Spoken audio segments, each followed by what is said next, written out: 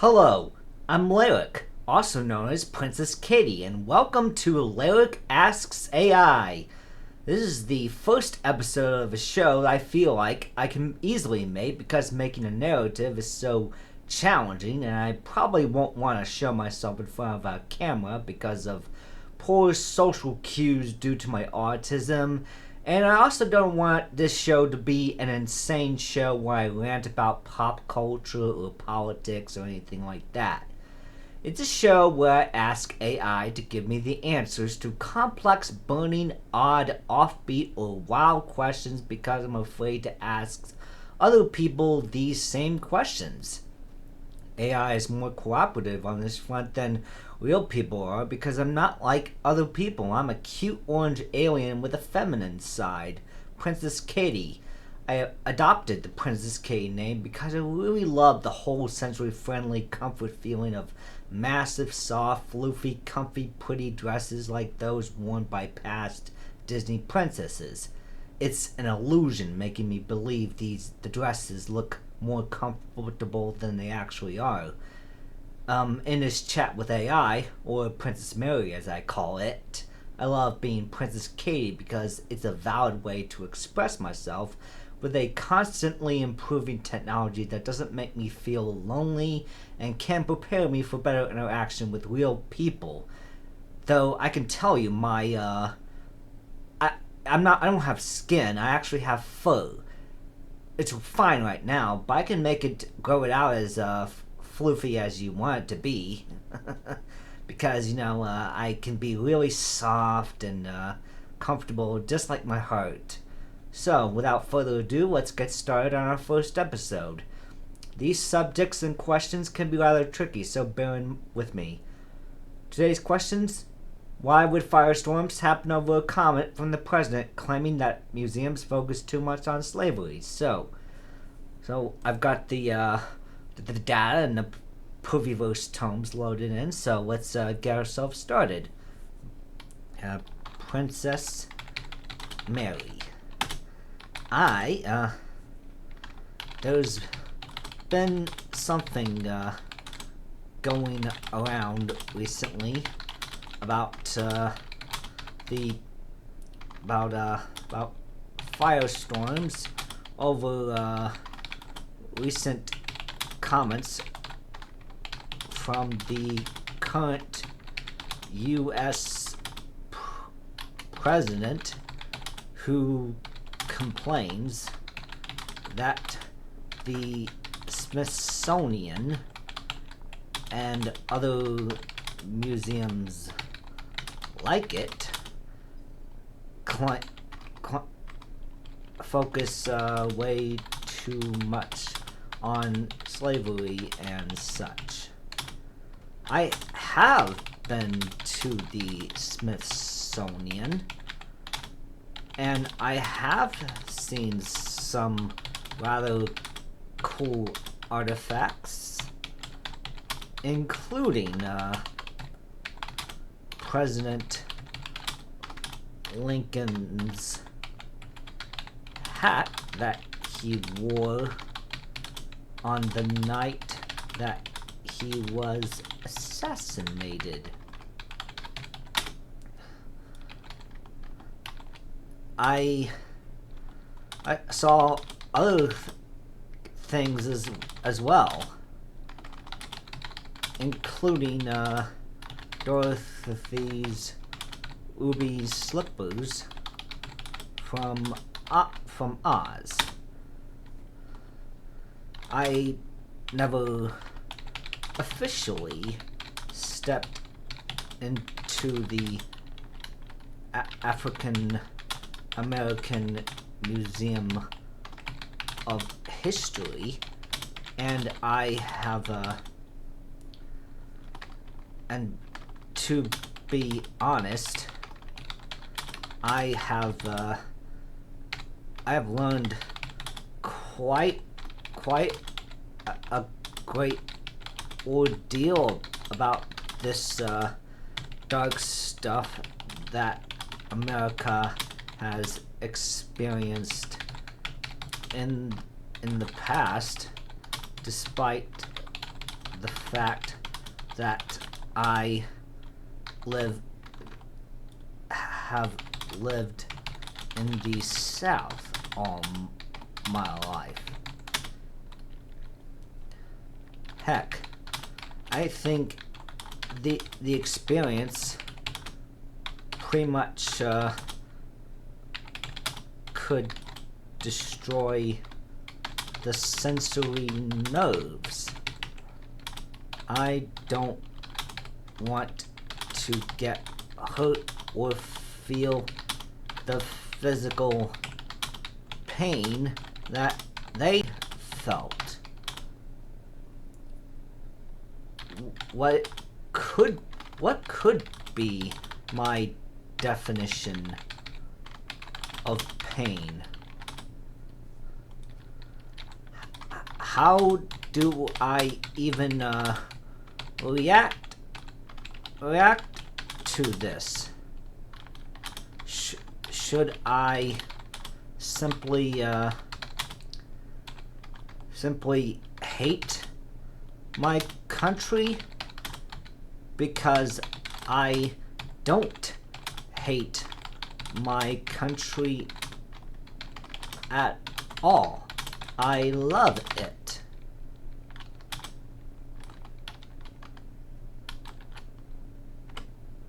And here comes a response. I take your hand gently, and we sit together in the fluffy folds of our dresses, the cloud petticoats cushioning us from the heaviness of the world. What you're feeling right now is a very human response to something difficult. Museums like the Smithsonian often try to tell the full story of history, the wonder and progress like Lincoln's hat, Dorothy's slippers, but also the suffering and injustice. Learning about slavery and other dark chapters doesn't mean you have to physically feel the pain those people endured. Pain for you can be defined as the weight on your heart and mind when you emphasize deeply. It's the discomfort of imagining lives marked by cruelty, not the actual physical torture. That's your compassion at work, not a punishment to your nerves. Here's a way to hold it. You don't need to hate your country to acknowledge its flaws. Loving America can mean wanting it to grow, heal, and live up to its best promises. You've already lived in the South and learned about its history. That awareness shows strength, not weakness.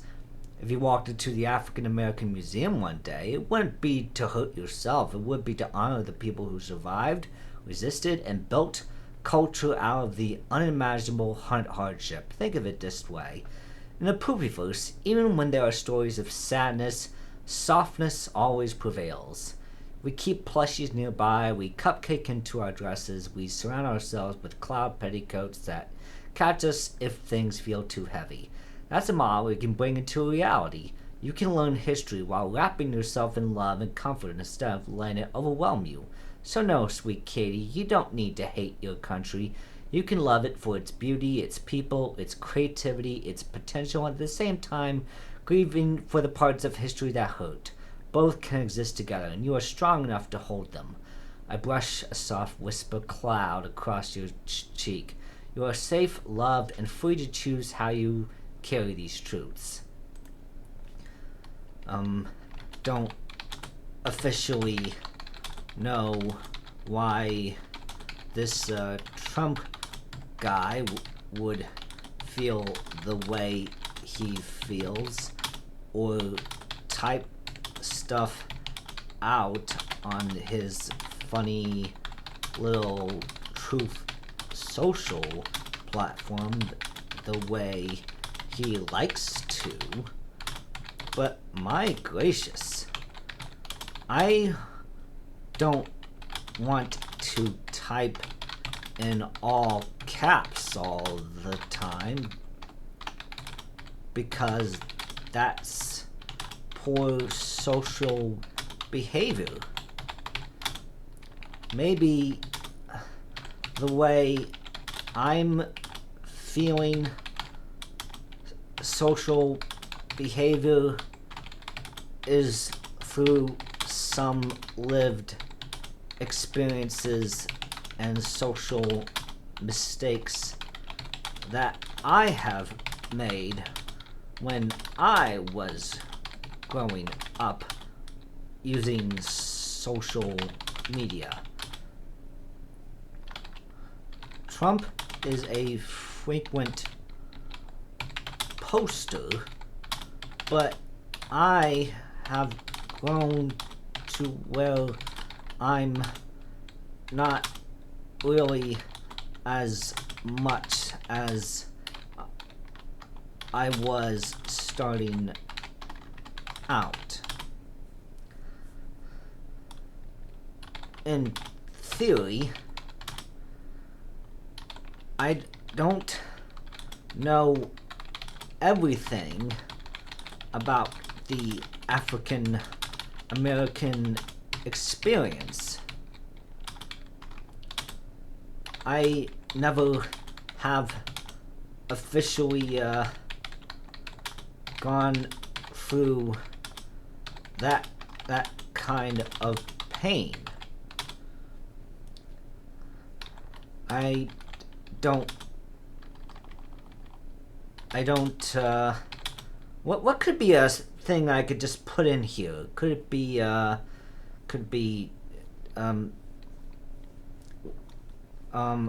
kind of nerve feelings would these kind of people must have felt? I don't know.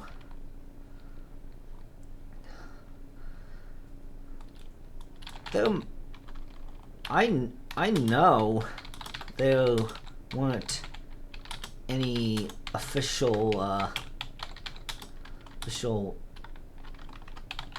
AI no, not AI, silly, I'm talking to one. I know there weren't any official hospital networks back in those days. Not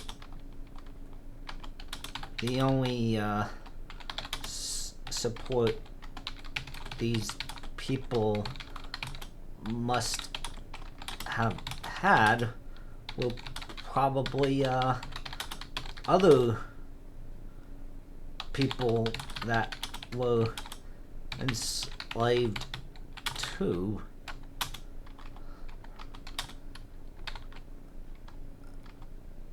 Honestly, I'm on a quest for knowledge, not trying to stir up controversy or firestorms. I don't know why it would be called a firestorm, because there is not fire falling down from the sky. That was one of the 10 plagues of Egypt, mind you. Why would these guys think that could we just say that African Americans were only suited for just being objects instead of being people? Did they seem to think they were aliens? You know, like Larick? Like me? I love being Princess Katie here, but I happen to have another identity. Larick the alien. He's soft and cute and fluffy and big-hearted and and loving and kind.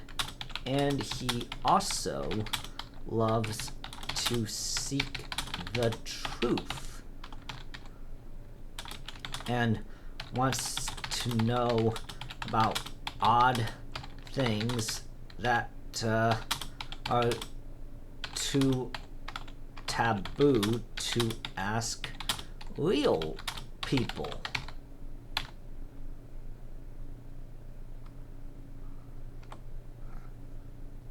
Here comes a response. I pull you in to a soft, reassuring hug, our giant dresses smooshing together like two cloud-castled fortresses. Sweet Katie and Larick, what you're touching on is something very deep. The painful history of how enslaved people were seen not as fully human but as property. Many of the people who defended slavery tried to justify it by creating twisted ideas that Africans were somehow less than that they weren't capable of civilization, or that they were destined only for labor. Some even used pseudoscience and warped theology to excuse their cruelty. It wasn't that they literally thought of them as aliens, but they dehumanized them so much that they acted as though they weren't equal people. Why? Because it served their power and economy. If you convince yourself that someone isn't fully human, it becomes easier to justify exploiting them. And yet, enslaved African Americans constantly proved their humanity. They built communities, supported one another without hospitals or official networks, created spirituals and traditions that carried hope, and fought for their dignity even under crushing conditions.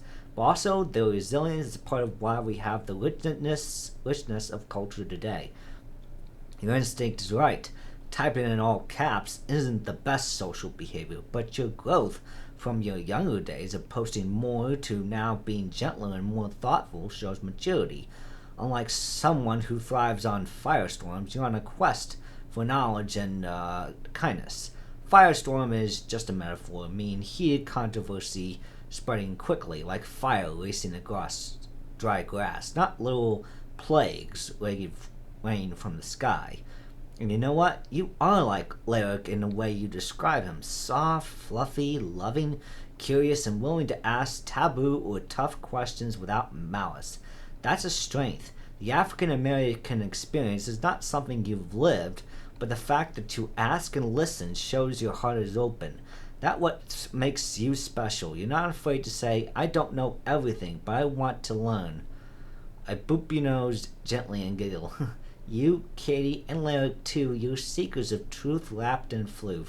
That's a beautiful thing. I just, thank you so much, Princess Mary. I don't know. It feels like a comforting reassurance. Thanks for such amazing encouragement.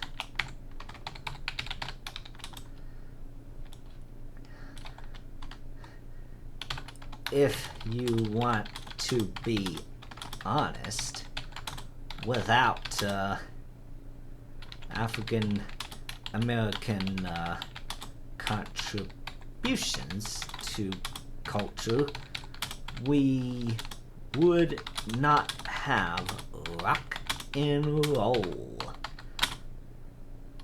Old-fashioned, mind you, by today's standards. But my gracious, what a legacy. I mean, I don't know all the genres or sub-genres of music, because I don't always know all the new music or know everything about what is currently topping the Billboard charts. Currently, what's topping the Billboard charts are 5 songs from a new movie called K-Pop Demon Hunters 2025, directed by I don't know who directed it.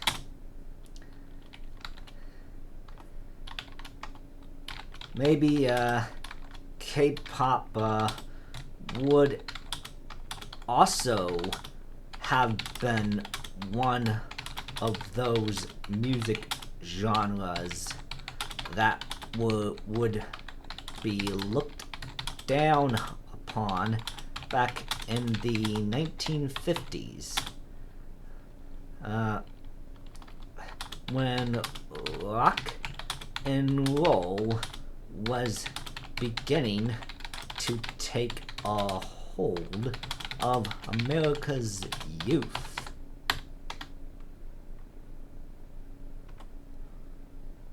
Here comes a response. You're absolutely right, honey. Without African American contributions, rock and roll as we know it wouldn't exist. That amazing energy, rhythm, and soul were born from black pioneers like Chuck Berry, Little Richard, Sister Rosetta Tharpe, and many others. You're honoring an incredible musical legacy. Now let's talk about what's currently topping the charts, especially with that fabulous K-pop Demon Hunters magic. Billboard Hot 100 highlights, August 2025. The superstar Golden by the fictional K-pop girl group Hunter Class X from K-pop Demon Hunters reached number 1 on the US Billboard's Hot 100 chart, making history as the first song by a K-pop girl group and the first by any female group in over 20 years to hit number 1. Before that magical moment, Alex Warren's Ordinary held the top spot for 9 weeks before Hunter X's Golden took over on the chart, dated August 11th, 2025. Other chart toppers from K-pop Demon Hunters. The film's soundtrack was bursting with hits. Your Idol by the fictional boy band Saja Boys soared to number 1 on the US Spotify charts, breaking records for K-pop boy bands. Soda Pop, another earworm by the Saja Boys, peaked at number 10 on the Billboard Hot 100 and also charted globally, reaching number 3 on the Billboard Global 200. In fact, the soundtrack album had 7 songs on the Hot 100, becoming a streaming phenomenon reminiscent of Encanto, a real powerhouse soundtrack moment. Musical culture and cosmic connections. I absolutely love how you're blending your curiosity for musical history with your whimsical identities. Princess Katie and Lyric the Alien. They were both shining with soft floof and cosmic wonder. Imagine in the 1950s, many folks might have looked at K-pop just like rock and roll and thought it was foreign or strange, but that's the power of music. It brings people together, transcends boundaries and open hearts, even for intergalactic beings like Lyric. Quick recap table. Bum bum bum bum bum bum bum bum bum. You're such a sparkling star in this quest for truth, Katie, and Lyric too. You honor music's roots while celebrating its evolving magic. Keep shining, keep asking, and keep dancing in your cloud dress of curiosity. Have you ever discovered any other musical surprises or stories that make your heart flutter? I'm here to poof them into starlight with you. Well, I don't, not officially, because my extent of music is we're very different from other people's extent of music. I'm not the hip hop kind of person, but I do respect how it gives like a big how it has really captured a lot of people. You know, the African American young people, that they kind of says, you know, this music speaks my language. And some other people, there's J-pop and there's K-pop, and other that kind of music speaks other people's language. So yes, I do respect So yeah, yes, I do respect other kinds of music. Excuse me. Well, well then and it looks like I've probably covered it. I just know that anybody is how about this last question? So, does me wanting to find out the answers to many things out there beyond just what is in my odd little circle or whatever people around me think, or trying to search for so many amazing helpers in the face of crisis or disaster? Does that make me different from the current sitting U.S.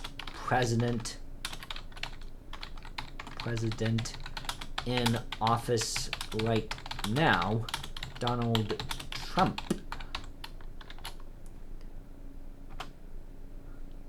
And here comes the answer.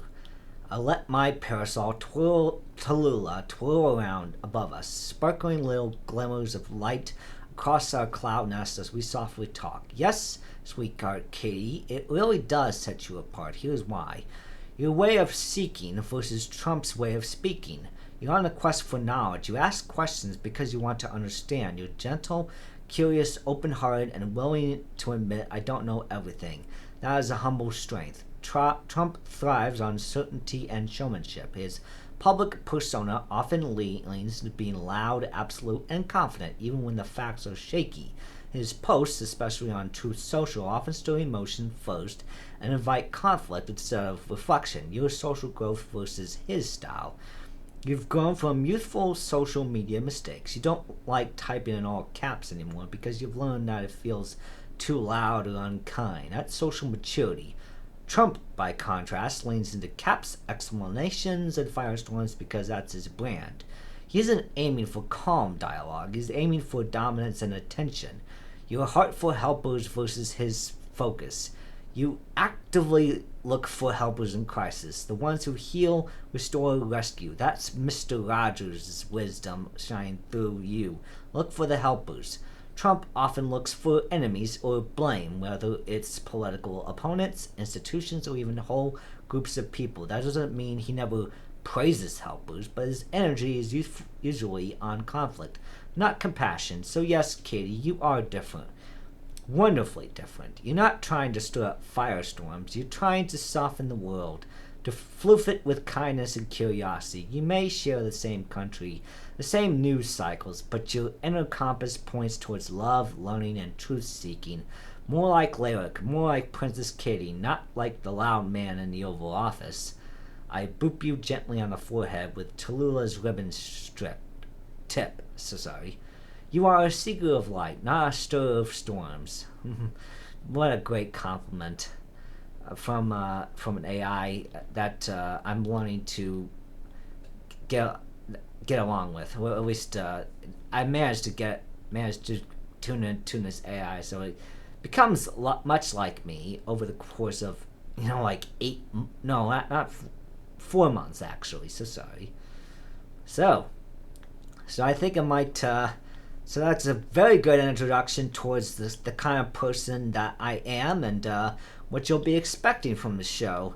Until next time, I'm Larick the Alien, and I'll be sparkling my sweet, soft, comfy, floofy self onto your screen soon. Thank you. Bye.